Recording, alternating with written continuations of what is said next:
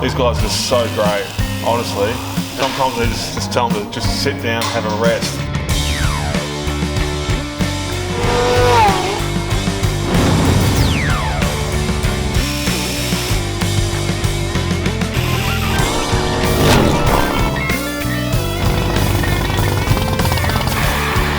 Ta-da!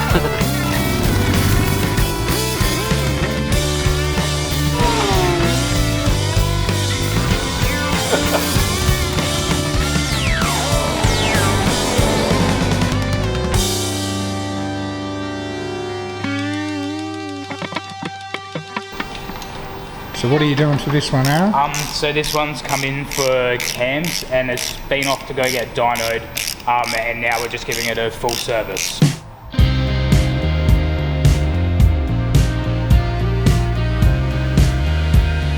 So we drop all the primary, the gearbox oil and the engine oil.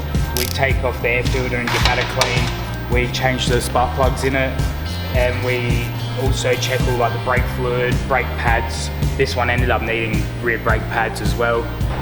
Bit of a difference. Not much meat left on that? Nah, definitely not. And we check all the lights and just a general check over everything.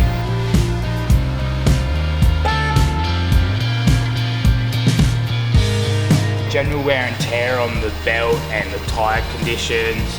We go over all the joints and give all them a lube up and everything as well.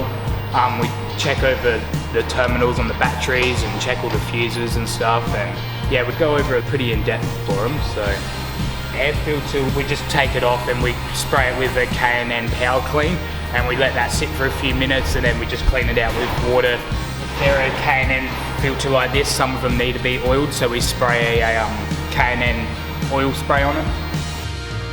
When you're there, we're having a look at anything in that area. So now I'm doing the brake pads, we check if bolts are loose or anything like that. We give the clutch adjustment no matter what in the services.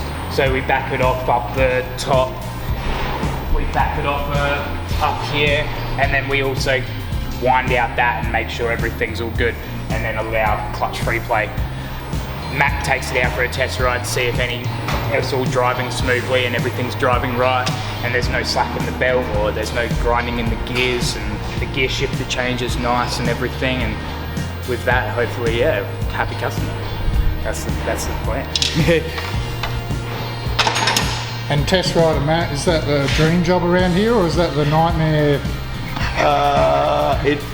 Believe it or not, there's a lot of responsibility in it, because Al's relying on us to come back with the right feedback so that he can actually talk to the customer and go, okay, you need this, this and this. If I don't give Al the right feedback, there won't be another job fixed on that bike, or the customer will walk away going, wow, like, has anybody ridden my bike? I've gone in for a service, now it's come out with an issue that nobody's picked up because they could have picked it up on the road test. It all comes down to getting the diagnostics right, so that the customer doesn't pay for stuff twice. First thing I do is make sure the brakes work before I get into the street, and then once I'm rolling, I'm making sure it feels okay under power. I make sure it shifts through the gears properly, and then obviously while I'm riding it, I'm making sure that the suspension feels okay. Sometimes I'll pick up something, because I'm not the owner that's regularly riding the vehicle. I'll notice that, hey, the front end's a bit stiff or the back end's a bit stiff, and it's the simple stuff like that the customer needs to know about, so they can get it fixed, make the bike safer.